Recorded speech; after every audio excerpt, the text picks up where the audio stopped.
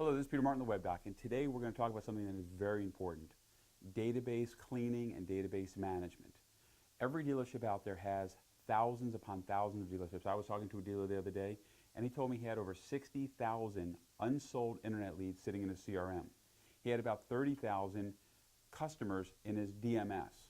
The problem today with email marketing is this: if you're sending out emails to bad, dirty email addresses, it's going to cause you problems, and you're going to have problems getting email deliverability. Email deliverability today is all about engagement. So what happens is when you're sending out bad emails, those emails are causing you problems and damaging your reputation. For example, if you look on the screen here, you'll notice this is what we call a hygiene report. This is something that I highly recommend that you do. It's inexpensive. I'm going to give you some names of different companies you can use. You can also contact us over at Cactus Sky, and we can do it for you for free because you're one of our clients on ADT. We do it for our clients on ADT as a free service. But one of the benefits about this hygiene report is this.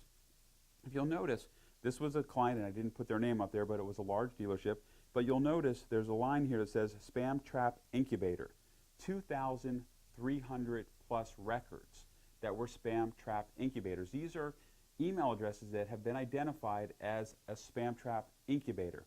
This is where somebody stops using their AOL account. Say John at AOL basically decides not to use the AOL account and he closed it. What happens is AOL takes that address and they set that up as a spam trap. And what they do is they watch for any emails that are being sent into that email address. Because honestly, if somebody had a relationship with John at AOL.com and he changed his email address, they would know that he has a new email address and they wouldn't send any more email addresses or emails to John at AOL.com. And that's how they identify spammers these days. We call them honeypots, but they're spam traps. So out of this dealership, which had a total of 41,000 total records, there's over 2,000 spam trap incubators. The next important thing is historic bounces. Historic bounces are important because of this. If an email address is bad, okay, and it's not working, and you keep sending that to an email address and you're not taking that out of your database, it shows the email service providers that you have bad practices when it comes to database management, and it affects your credibility and also your sender reputation. So in this situation, you notice here, there were 832 historic bounces. It is important that those get removed. And that's one of the things that's very important when you're doing your email marketing, to make sure you're keeping your database clean. But the last thing I want to talk about is this one. If you go down here to historic complainer emails, these are what we call screamers. These are by far the most important emails that you need to get taken out. And in this dealer's database, there was 978. So every time they did a mass email campaign, there was 978 people, almost 1,000 people that were screaming, complaining. And these are the people, and I'm sure you've experienced them, where they'll call up your dealership and literally yell and scream and chew out whoever they get on the phone because you sent them an email. Matter of fact, one day I had a situation where someone called my office because, as you know, we do a lot of email marketing for dealers, and they had my receptionist in tears. And I picked up the phone. I said, "Mr. So-and-so, what's wrong? What did we do?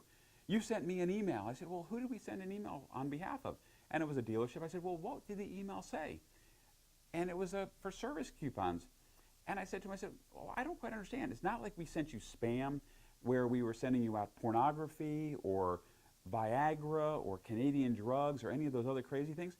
This is a dealership that sold you a car. They did sell you a car, didn't they?" "Oh, yeah, they sold me a car, and I love my car." "And they simply sent you an email with coupons in there so you could save money on bringing your car in for service?" And he goes, "Yeah." I said, "Okay, sir, and I'll be quite honest, I don't think you're upset about the fact that we sent you an email. I think you got something else going on. So maybe you need to go to talk to somebody about it."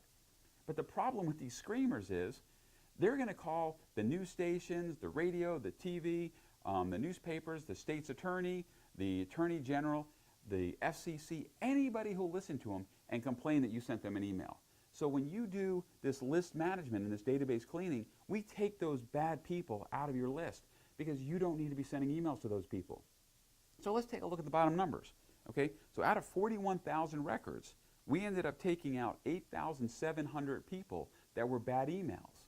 So now this dealership has a good base of people to market to. That was close to actually 21% of their data we lost. On average, when we do data cleaning for our clients, we lose anywhere from 20 to 30% of their data.